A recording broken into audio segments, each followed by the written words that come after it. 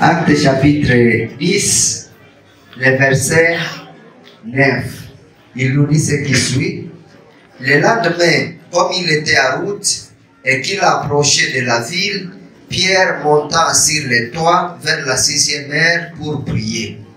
Il y fait. Il voulut manger. Pendant qu'on lui préparait à manger, il tomba en extase. Il vit le ciel ouvert et un objet semblable à une grande nappe attaché par les 4 coins qui descendait et s'abaissait vers la terre, et où se trouvaient tous les quadrupèdes et les reptiles de la terre et les oiseaux du ciel. Et une voix lui dit: lève-toi, Pierre, dis et mange. Mais Pierre dit: non, Seigneur, car je n'ai jamais rien mangé de souillé ni de pire. 15. Et pour la seconde fois, la voix se fit encore attendre à lui. Ce que Dieu a déclaré pire, ne le regarde pas comme souillé. C'est la parole du Seigneur. Pierre qui est en extase, il voit une enveloppe qui vient du ciel. Là où il y avait les serpents, il y avait les crocodiles, il y avait les caméléons, il y avait les canards.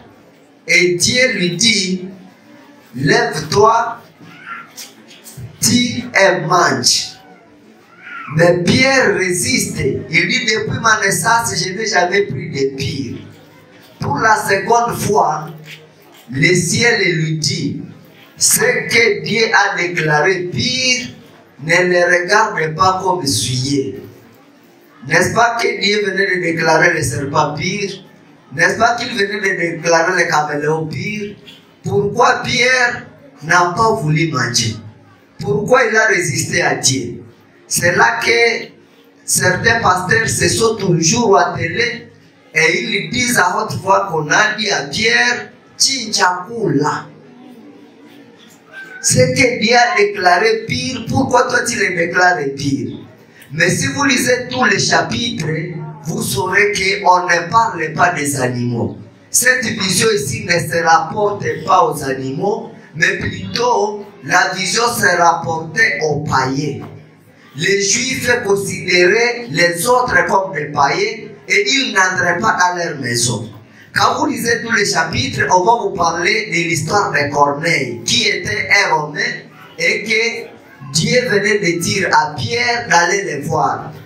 Si vous lisez maintenant tous les chapitres, je vous prie d'aller lire tous les chapitres à la maison. Et si vous lisez le verset 28 du même chapitre, Pierre est en train de dire: vous savez, leur dit-il, qu'il est défendu à un juif de se lier avec un étranger ou d'entrer chez lui. Mais Dieu m'a appris à ne pas regarder aucun homme comme souillé et pire.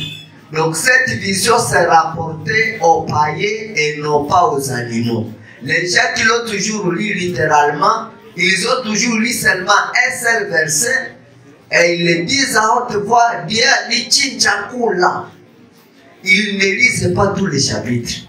Alors qu'on parle des païens que les juifs considéraient comme impurs, et Dieu a dit à Pierre: ne les considérez pas comme impurs. Et même Pierre, lorsqu'il est entré dans la maison de Corneille, il a dit que vous savez que les juifs n'entrent pas chez les païens. Mais Dieu m'a dit de ne pas considérer aucun homme comme impur ou bien comme souillé. Donc cette vision ici des reptiles se rapporte aux païens et non pas aux animaux impurs. Que Dieu vous bénisse. Amen.